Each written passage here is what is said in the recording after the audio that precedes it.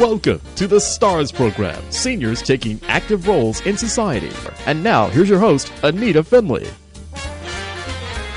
Well, this is my very favorite time of the month. It's the first Saturday of every month, and you know why that is, because at 5 o'clock, we have our celebrity star on, and that's Darwin Porter. Good morning, Darwin. Good morning to you, Anita, and happy July 4th to you. Well, listen, I am so happy to have you on the show. I should be calling you every single night. It would make me feel better about what goes on in this world.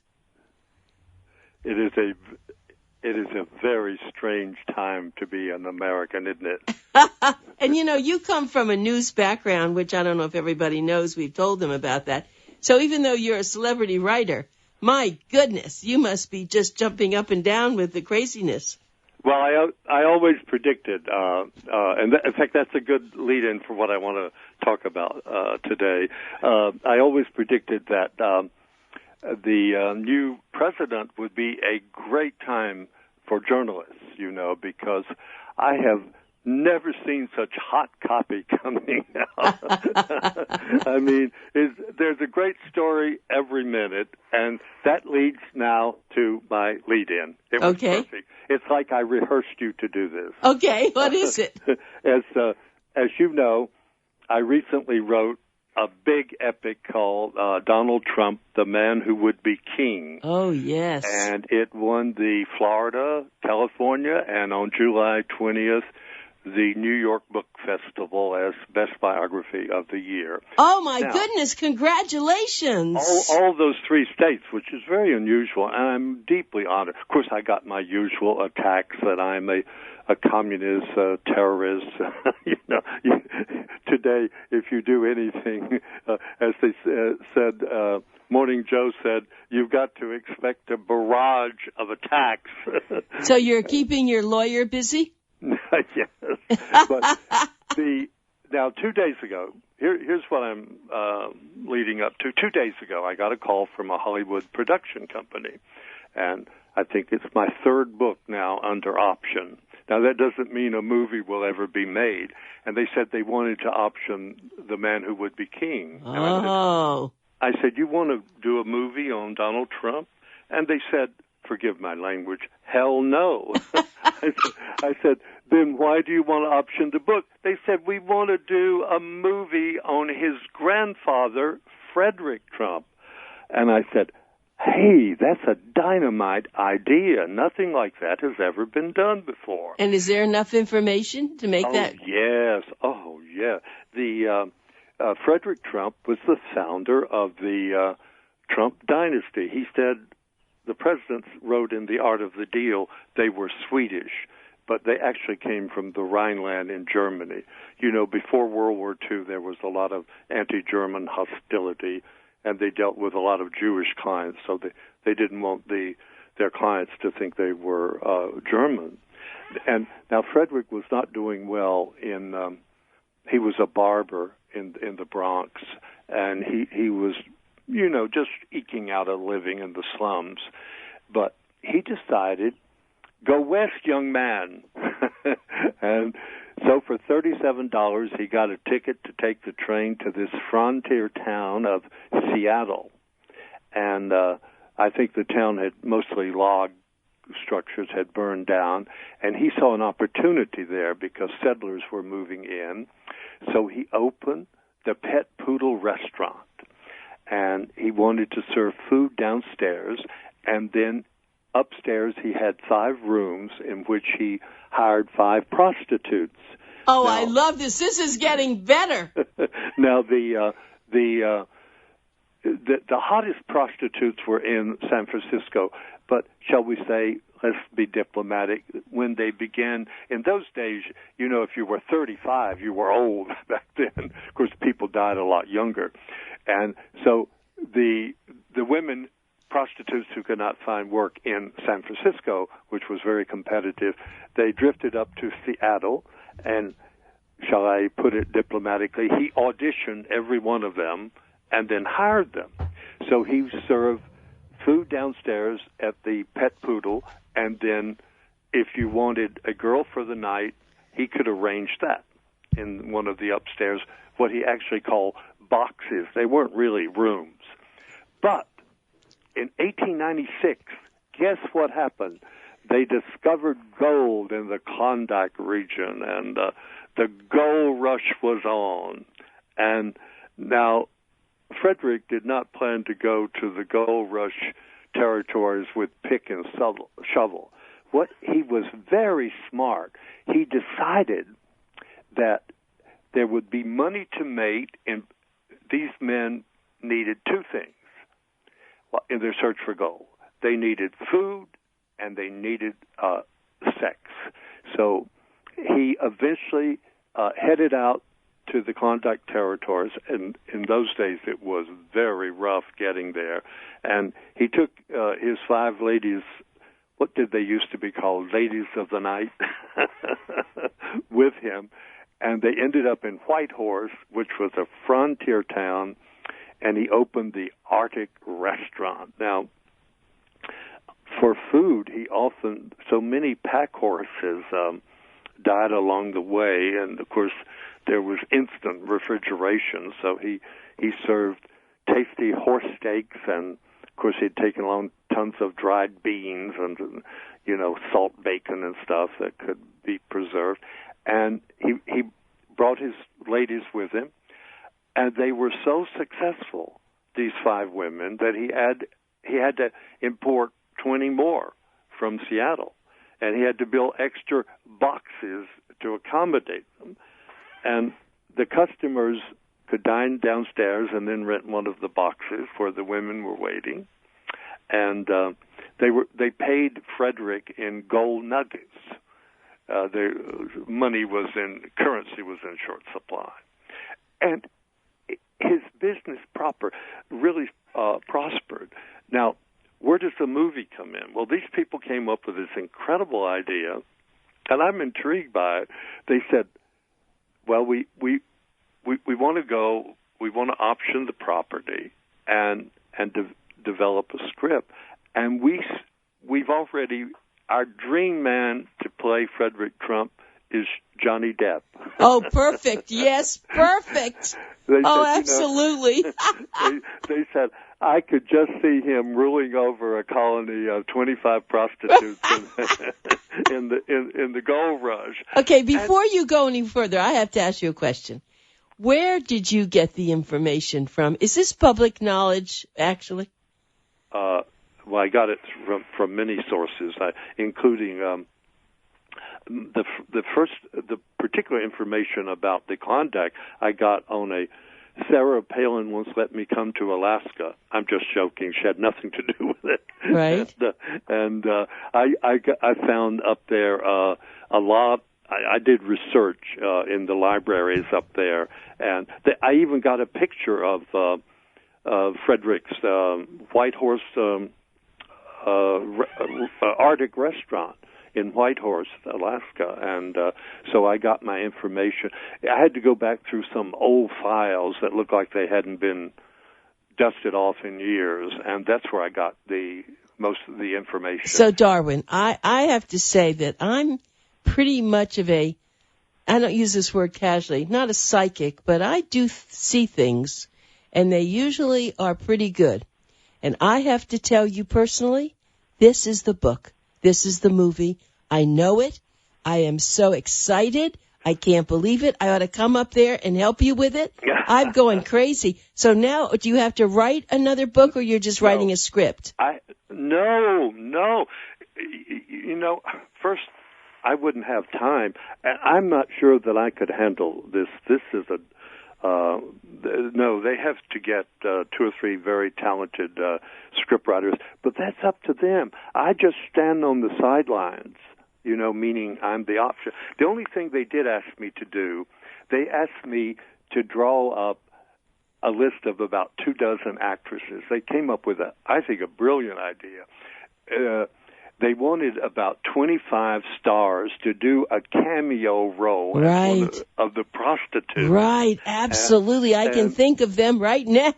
Yeah, and then they said they want, of course there will be some scenes of them together, but they will have one 5-minute scene that will each woman will be very dramatic. For example, they want to create two prostitutes fighting, equaling the Marlene Dietrich, Una Merkel, and Destry Rides Again, that movie made it, where these two women battle it out on the floor of a saloon. And it's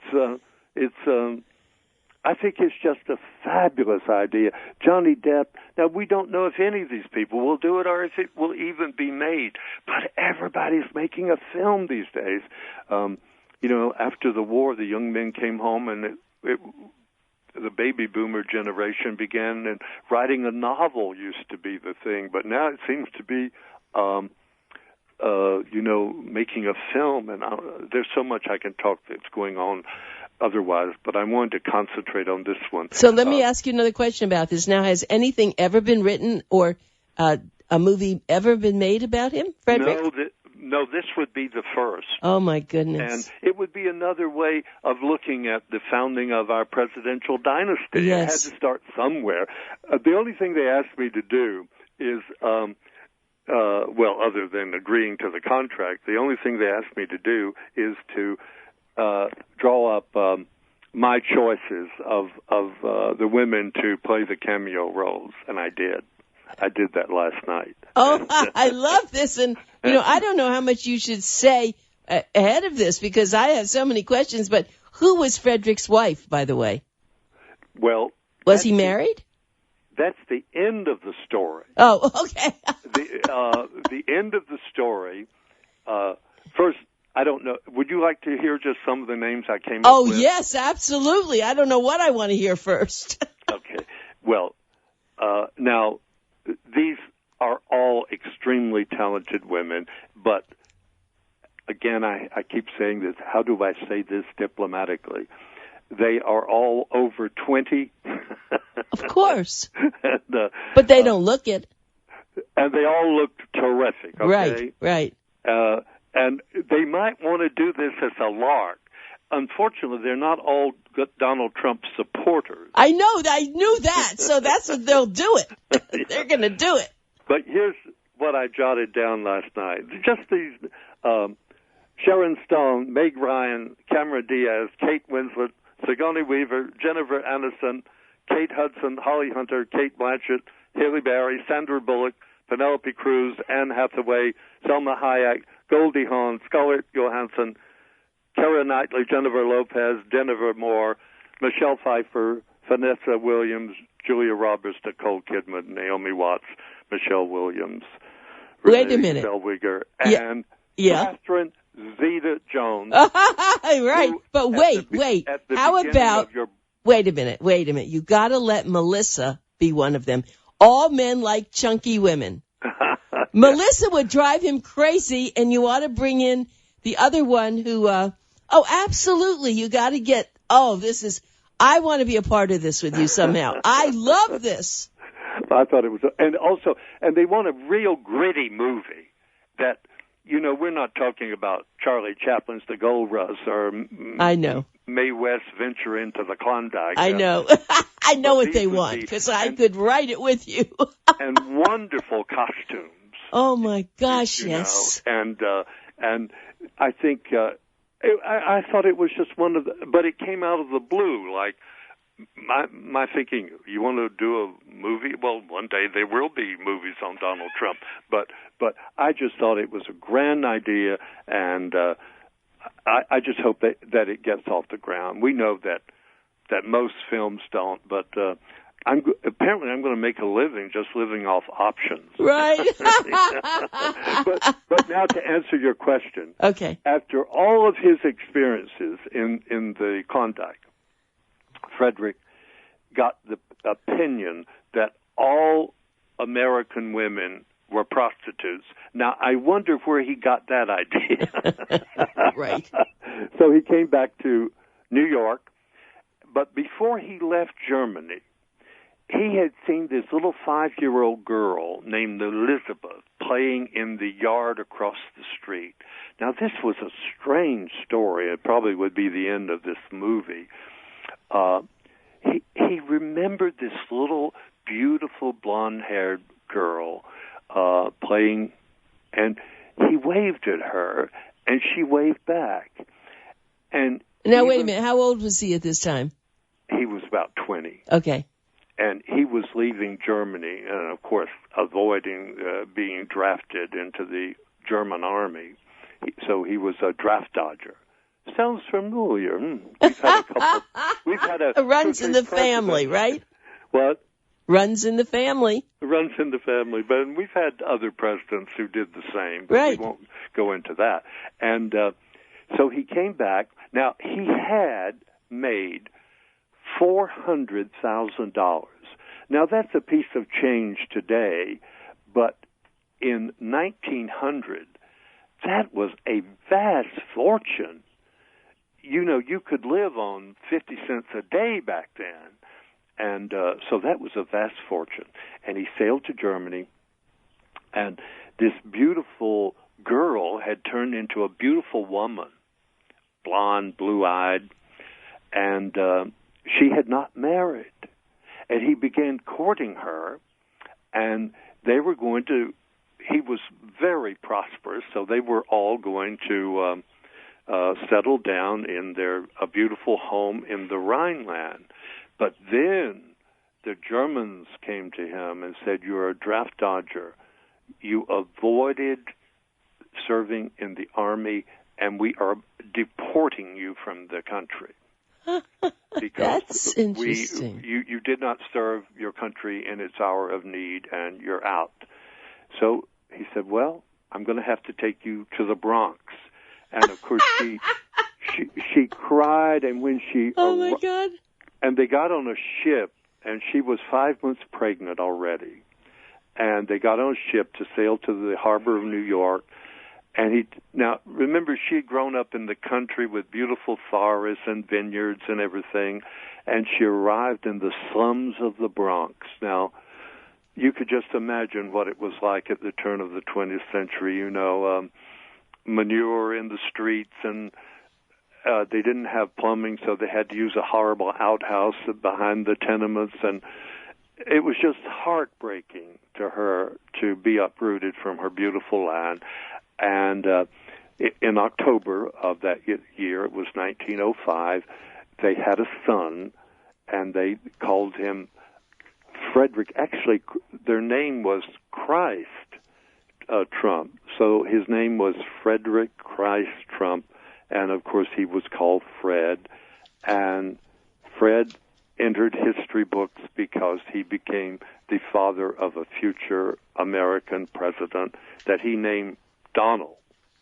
And we know who he is now. He's the most famous man in the world. And now, interestingly enough, about Frederick is a story unto himself. I'll just say one tantalizing thing about him. In 1952, Fred Trump competed with Dwight Eisenhower on who was the best dressed man in America. And Ike won, and Fred came in second. So he was a very smart. Wow. That's amazing. I don't think a lot of us know any of this. This is such new stuff, Darwin. Yes, well, that's why I think it was worth my going into those files on my trip to Alaska to round up all this material. And I just think it's a great idea, and of course, many ideas fall along the way. I left the film business in 1977. I had worked 12 years. In fact, most of my 20s I worked in television industry in New York, and then my workload at Simon & Schuster became impossible, and I started writing books. But now, and there's another fantastic option that came in, but that's a story for another day. It's on Jacqueline Kennedy Onassis in a way we've never seen her before. Meaning, you've seen all the stories about Jackie and Kennedy and Onassis and everything, and this producer wants to write, based on my book about Jacqueline, A Life Beyond Her Wildest Dreams. He wants to do a story of her lovers. And whoa. She had many, many of them. And, she was a vibrant very sexy woman.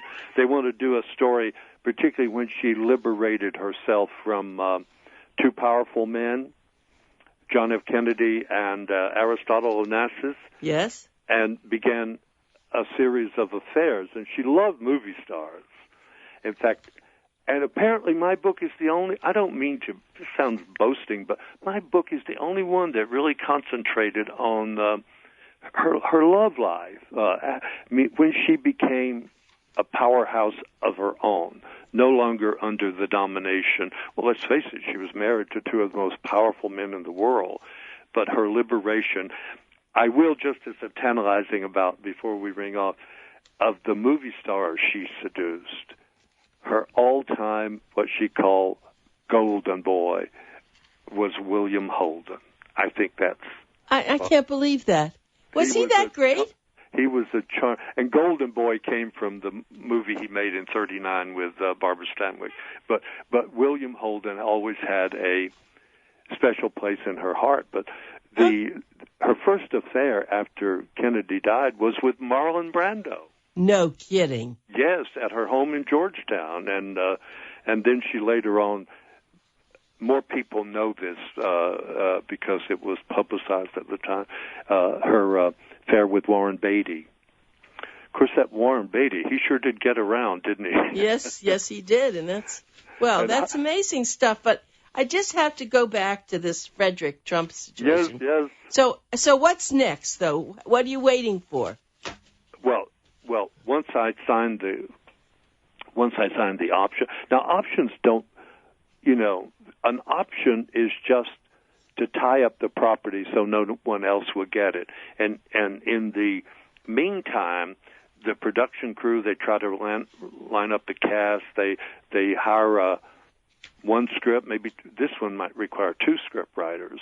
And then they try. These companies then try to put together a package deal so that a studio will have the whole thing set up. It's just not like writing a script and sending it to a studio. You can see, that would be what's the cliche, a snowball in hell. But a package deal from a production company at least has a big chance, particularly if you could get a major star to do the Frederick Trump role. I have a question for you. This is crazy. I have another half an hour after you. Do you have enough to talk about? Would you like to do that? Well, of course. What time would that now. Be? Just keep going. Well, of course I would. Good. Let's do that. I was going to talk about the expo, but I'd much rather have you. Okay. That's So I have to ask now, Richard, should we stop it and then start it again? Is that better? No, he said just keep going. Okay. I love it. It's funny. I was going to call you and ask you about it, but it's perfect. I want to keep going. So let's go back to this movie because I have a question about that. Yes. Once they come to your house, they're going to want to stay there. Well, they may never come to my house. This would be done in a lawyer's office in New York, in Manhattan. And what I'll do now that we have more time. Right. This is a very strange time in my life because I have 3 studios now interested. Again, I have had so many disappointments with these things that don't work out. As I told you, one studio is interested in making a movie of the Gabor sisters. Yes. And I think that's a fabulous idea. I don't know who in the world they'll get to do Zsa Zsa. Well, would this be a young Zsa Zsa? Yes, they're going to concentrate on their youth, and they're coming to America, and just they were called the first stars. They weren't really stars in Hollywood who became famous for being famous. And then Paris Hilton later took over that title, but and then this company is interested in Jackie. Now, when I started to talk to them, I thought, there was just a movie with Natalie Portman about Jackie, and she was nominated for an Oscar. She lost, but she was nominated. And I said, as you know, there have been many, many stories about Jackie and Kennedy, and also 2 or 3 movies about her marriage to Onassis. And they said, no, that's all been done. We want to do a different Jackie. And, as they began to talk about, let's call her the liberated Jackie, I began to see their vision, meaning, of course, they would throw in women, too. She had famous feuds with Grace Kelly, whom she accused of sleeping with her husband, the president, and she and Elizabeth Taylor were always battling for the queen of the media, because Jackie started knocking Elizabeth Taylor. Jacqueline, she would never want to be called Jackie. Jacqueline would knock Elizabeth Taylor off the covers of movie magazines because she became the first American First Lady. Right. Who became like a movie star. Right, exactly. And then there's so many things they could go into. For example, she had a brief fling with Paul Newman, whom she admired greatly. And Paul Newman wanted to play her husband in I don't know if you ever saw it, PT 101. I did. You did. Well, I don't know how to say this delicately. That's the 4th time I said that. JFK turned down Paul Newman because he said he looked too Jewish. Really? Well, he was Jewish. Yeah, but he was blonde, blue-eyed. I know, but that's what it was. And then Jackie wanted Warren Beatty to play it. And Warren Beatty turned it down. Is that right? Why would he have done that? Well, he said he had his reasons. He just didn't. It wasn't. He admired JFK, but he still turned it down because he said, I just don't feel right for the part. At that time, Warren was being offered everything in the world, so he could turn it down. And they ended up getting Cliff Robertson. In fact, I just mentioned him in a column I submitted for the Boomer Times.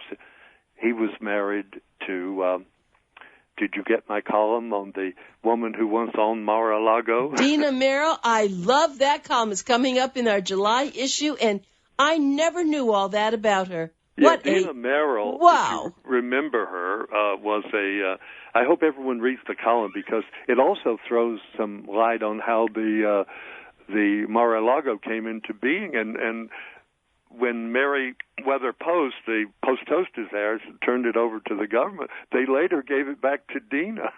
Well, I, of course, living in this area, I remember it was really going downhill. It was there. Nobody wanted it. It was too bad. And, and of course, Donald Trump, he had to fight a lot of things in the town to even get it. Oh, yeah. Yeah, they did not want him. They didn't like him. It was quite an interesting situation, but it did become pretty important. I've been there many times, but not since he's owned it, because I don't want to go there anymore. I've been there enough, but it really is a gorgeous location. But boy, the people in Palm Beach are not happy about it. I'll tell you that. Lawsuits. Yeah. But anyway, I got distracted there with that. Yeah, sorry. And Cliff Robertson, sorry, with Dina Merrill. And Dina Merrill, but and I told you I met her first when I was bureau chief of the Miami Herald in Key West, Florida, and she came down there. That was almost my first assignment in Key West. I got to interview Cary Grant, Tony Curtis, and Dina Merrill, who were in town making Operation Petticoat. Oh, my goodness, long time About ago. A group of whacks who took over a ship run by Cary Grant. It was a lot of fun, and of course I was there every day hanging out with them, and I had a hell of a time. Of course, things got rougher later on, but... and you were young, very young at that time, weren't you? I was 20. Oh, my goodness, you were just... I started out early. But I wanted to talk to... Now, I think you might agree that Jacqueline was the most famous woman in the world. I loved her. I loved everything. I would pick up anything that she was in. Absolutely. I was a big fan. Here is what these producers were talking about. Now, even though many of her, the liberated woman, many of her involvements were sort of known, but they never really sort of clicked to the general public. They were known in Hollywood or in New York or Washington.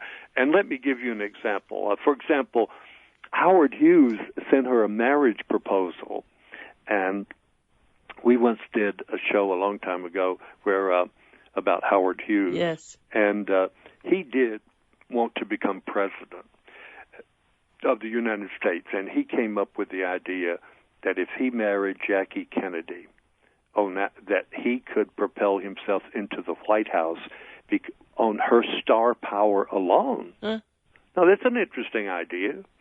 I mean, whether it worked or not is another point, but that was his idea. Anyway, she turned him down. And but there were a lot of involvements that Jackie had that again were known to a certain crowd, but not to the general public. And one was with Gregory Peck, who many people thought was one of the handsomest actors in the history of Hollywood, except the great actress Catherine Cornell told him, "You will never make it in films, Gregory, because one of your ears is bigger than the other one." No kidding. Well, he did. And they spent time together at Jackie's place in Virginia and went horseback riding, and but then he moved on. Her most controversial relationship was with Frank Sinatra. And she hated Frank Sinatra in the beginning, but Old Blue Eyes won her over, and her problem with him is that she accused Frank Sinatra of supplying beauties to her husband, JFK. Was that true? Yes, it's true. He really did. Of course, later on, they had a falling out, and he switched and became a great friend of Spiro Agnew, and supported Reagan, who he used to hate. In fact, on The Lady is the Tramp, he used to sing, the line is, "The lady is a tramp. She hates California because it's cold and it's damp." So Sinatra changed that to, "She hates California because it's Reagan and it's damp." Oh, really? No, he didn't. And then he switched over after getting dumped by the Kennedys. He switched over. Yeah, I remember that. Right. Yeah. But I also found she had a number of very strange, surprising relationships. One was with the most famous cartoonist in America, Charles Addams. Now, you know, he created the Addams Family. Yes. And I don't even know what he looks like. Well, he was not Gregory Peck, you know, but apparently a man of great charm. And then, even while she was First Lady of the land, she went off to, I think she was rebelling against her husband. She had packed up and gone to Virginia, but she left some vital things back at the White House, and she returned to the White House to pick up her possessions, and she found him with Angie Dickinson, the actress. But you know, at the time, in the 60s, the media, of course, didn't cover this. And so none of us really knew even about Jack and what was going on. What a different time. It is. And, of course, this would never have fallen under the radar back today. I mean, this would be on Morning Joe. Right, and they wouldn't be doing these things. Or they would be doing them in a lot more secrecy. But she did run off with Agnelli. Now, he was the Fiat Tsar of Italy and really wanted to marry her. He was called the uncrowned king of Italy. I used to do a book on Italy for many years, and Fiats were all over the place, including America. I owned a Fiat. Yeah, so you you were buying Jackie's boy. But wait, let me ask you. Let's go back to Jackie. What was it about Jackie? I mean, I have often wondered why I thought she was so fabulous. What What really, you know her so well. Tell me about that. Well, she brought a style that, remember, we had, I don't mean to demean these fine ladies, but we had Bess Truman and Mamie Eisenhower as white, and they were admirable in their own way. No one ever accused, or Eleanor Roosevelt, the greatest woman who ever lived, but no one ever accused them of having great style and fashion. And Jackie brought incredible taste.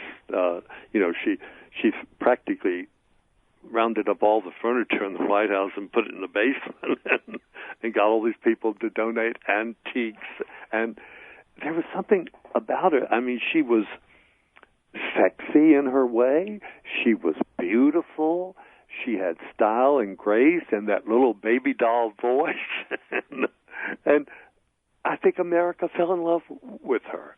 Not all the Republicans hated her, but she just brought a new style and a new glamour. She had a handsome husband, and we'd had some dowdy years in the White House. So in other words, where we never had royalty, she was maybe the first person that... Yeah, that people had... You've got it totally right. She was called America's first regal queen, or princess, whatever you want to call it. Well, before you go off get out of Jackie, I have some questions. Her daughter, though, now her son was terrific. I think her son had a great future, unfortunately, what happened, but... He did indeed. Yeah, he was fabulous, but her daughter is very different. Who is her daughter like? Her daughter is completely different. In fact, I followed her when she ran for senator here in New York, and she was not, although, Obama made her ambassador to Japan. By the way, President Trump has fired her and has not replaced her yet. Oh, he fired her? Yeah, I may recommend you for the job. Yeah, right. And no way. I mean, she's a woman of intelligence, and she's a very rich woman. She got not only Jacqueline's estate, but she got the estate of her brother, who died in the plane crash with his wife. So she's an extremely wealthy woman, and she's, as someone once said, Carolyn just lacks magic. She was often asked, like, why do you want to have this political office? And, she didn't come up with an answer. Now, that should have been rehearsed, And anyway, she just has... I don't want to demean her in any way. Well, you don't have to. It's just obvious that sometimes that happens in the family. There's always a missing link, until the next one. Yeah, but her son, born to the same parents, had... he was the most charismatic young man in America. He was called America's Prince. Yep. We had great hope for him. And many, many people predicted that he would run for president of the United States one day. Mm-hmm. And there was even talk that he would knock out Hillary and run because he was just at the right age, he could have run for senator from New York, a position that Hillary got. So I think he was really heading upwards, and of course he was highly desirable. He was pursued by even Princess Di turned down overtures from Donald Trump, but she found JFK Jr. He hated to be called John, by the way, and I understand why. Right. She found him charismatic, and they had a wonderful time together. Even Madonna went after JFK Jr., or I should say especially Madonna. But wasn't he happy with the wife and the woman? It didn't work out. No, they were... oh, really? That didn't work out, but they were together, of course, when they died, right? Yes, they were. Well, together is... I see. They were together in the plane, But I see. I see. I didn't know that. I know his mother didn't like her. You mean his mother hated. You mean they were together in the plane, but I won't name her. But the night before he took that plane, he was at the Hotel Stanhope in bed with another woman. I see. The marriage, and also, she had a boyfriend. In fact, I don't want to name him, but he was one of the handsomest models in America. He was an underwear model. Oh, okay. And he looked pretty good. And so I think they probably would have divorced. That's kind of ironic, isn't it, then, that happened? Well, all right, so we finished with that, but I want to go back to, and I know this thing with Jackie could be another movie. Absolutely. Yeah. Could I just name 2 or 3 more people that are so unusual? You could see why these people are interested in developing this story that, as I said, is relatively unknown. Jackie at one time gave her heart, and this is a pun, gave her heart to Dr. Christian Barnard, who was famous, for the I remember. First, he was from South Africa, and he was famous for the first heart surgery. Yes, the first transplant. Yes, so she certainly moved in the circles. I guess she attracted so many people, didn't she? The whole world. But there is an irony to that. Guess who stole Christian? That's Christian with 2 A's, by the way. Okay, who? His name is often Gina Lollobrigida. No kidding. That's really interesting. I became a gossip columnist. I just love it. I know you do, and I love hearing all this. Now, I've got another name that you'll recognize, John Glenn. Really? Well, he was a charming, handsome man, and he ran for political office too, but he was a very elegant. But now here's more intrigue. She may have lost Christian to Gina Lollobrigida, who's still alive, by the way. She had to battle Shirley MacLaine for Pete Hamill. Pete Hamill is better known in New York. He's an author and a columnist and a journalist, very legendary in New York. But so poor Peter had to divide his attention between Shirley MacLaine and Jackie. No kidding. Now, I've got another one. I'm falling off my chair. She got involved. I call this carnal knowledge. It was, of course, I'm making a play on the famous movie that Mike Nichols directed. So, shall we say Mike and Jacqueline had carnal knowledge. Oh, my. Now, I want to throw you with 2 more names, and then I'll get off the subject.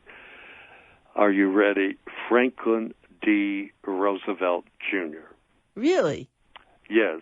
He was a handsome, charming man, and shall we say he had the 2 most famous people on the planet for his parents? Yes. Franklin and Eleanor. And they were delightful together, and they often went on yachting trips together, and were very compatible for quite a while. Now, is this all after Jack died? Mm-hmm. Yes. Okay. Yeah. And so, wait, but then that's before she married the Greek goddess, right? God. No, after.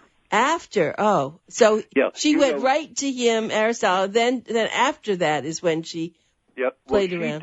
He died in 1975, but their marriage, they got married in 1968. But I think I've been told in Greece that marriage lasted for about 18 months. But the actual divorce did not come until years later. Jacqueline returned to New York and lived in her apartment. In fact, when he came into town, she always made up some excuse, I heard, like, I'm redecorating, so you'll have to stay at the Pierre. Right. But he went back to the great opera diva, Maria Callas. Yes. And so that marriage, sometimes like Ava Gardner and Frank Sinatra, their marriage they remained friends for life, but after about 18 months or so, they were seeing other people, but they didn't divorce until 57. Mm. So, sometimes these marriages linger on and before all the divorce papers. I'm sure money had a lot to do with it also. Of course. Figuring out what is she going to get. But, okay, well, this is an amazing conversation because, first of all, what you told me about Frederick Trump, the grandfather, is astonishing, and I know this will be a movie. It absolutely will be a sensation. It's what Donald Trump's going to do about it. That's what's going to even be funnier. I have one more zinger about Jacqueline. Pierre Trudeau. Oh, I like him. In fact, I wrote a column about the charismatic Trudeau, who his son now is running Canada. But here is the thing. Talk about a man who had choices. Before his marriage, Pierre Trudeau was, shall we say, dating. Is that a good word? Okay. You can read into that whatever you want. Right. And you won't believe the two women that he was pursuing. Barbara Streisand and Jacqueline. Interesting. In fact, Barbara even announced to the press one time that she was going to become the new First Lady of Canada. Now, if he had married Jacqueline, then she would be the first person in history who had become the First Lady of America and the First Lady of Canada. There's certain irony there. Yes. I just found all these stories. Of course, it took me years to gather up all this material. Of course. But I just found all these stories fascinating. And, of course, for my book on Jacqueline, by the way, that's the best-selling biography I ever wrote. I thought it would be. Of course. I love that book. And I got pictures, of all these people and you see, Bill Clinton should have known that when you get involved with a very famous person, people talk. Yeah. They often privately brag, and let's face it, that led to Bill Clinton's impeachment. Yes. And because Monica Lewinsky talked. Well, the other thing, it was a different time now. It wasn't when, it was the media had all this access, where before, as you're telling me about Jackie, most people didn't know anything that you're talking about. No, except in certain circles, of course. The crowd I was hanging out with, in fact, I often talked, in certain New York parties and in Hollywood parties, the only thing they talk about is gossip. Yeah, I know. Well, but it's amazing how you really have produced so much. I mean, you know so much, but you really have the pen to do it. And I know that whole thing with Jackie, I definitely think that that's going to be another bestseller for you. No way. Everyone remembers Jackie, and what you're telling us is spectacular. So, it's interesting. Well, I just want to say one more thing. So, her daughter now, it just is living just a quiet life with her family, and that's it. But she has a son that looks very much like, there's like her brother. There's many people in New York political circles are predicting a political future that he may be the heir to the Grand Kennedy. Yes. Now, there have been many reports in the newspapers and everything that her marriage is not what it used to be. Let's put it. Really? How delicate I've been throughout this interview. Amazing. You said so much. I'm not known for my delicacy. But now there is another movie offer that came in that has nothing to do with me, but except maybe my house. The filmmakers are talking about using my house. They wanted a house that had pre-war settings, and an old garden, with some stone-covered moss. They want to do a movie called The Chaperone, and it's the story of Louise Brooks, the legendary film star of mostly the silent film era, and she was famous for a helmet-shaped hairdo that she had in raven black. I remember once at my home in Georgia, I got a surprise question from just to show her cult from the gardener. He was working outside, and he asked me. He said, "Do you know who Louise Brooks was?" And I said, "Does a bear crap in the woods?" Is the Pope Polish? Of course, the Pope was Polish right at the time. I said, "I've written about Louise Brooks. She was the lover of the young Humphrey Bogart and Charlie Chaplin, and made the legendary classic Pandora's Box, and then later fell on bad days." But it's amazing how a younger generation, like this gardener was, 25 or something, it's amazing how they will suddenly seize upon someone of yesterday and form a cult around them. I mean, even in Georgia, there was a theater playing all of her movies. Amazing. I just found that a weird pocket of Louise Brooks fans, and they exist in California and New York and in her town where she died, Rochester, where I used to go and visit. But you're thinking when they do this, they would use your home as the setting? For some of the settings, because there were two or three background pieces that, because I think I told you this, St. George, where I live, is one of the places where silent movies first began, up in Queens and in New Jersey before they moved to Hollywood. So they wanted to try to recreate one of those old settings from the old days. And that film, you know that I've had a number of films made here. No, I didn't know that. This will be for another day. We're going to do that. I would love it. And I never told you that? No, you know what, Darwin? I'll tell you, our friendship has been one of the highlights of my life. I have to just say that to you. It's just been so special. You are the highlight of my life. You're the only friend I have left.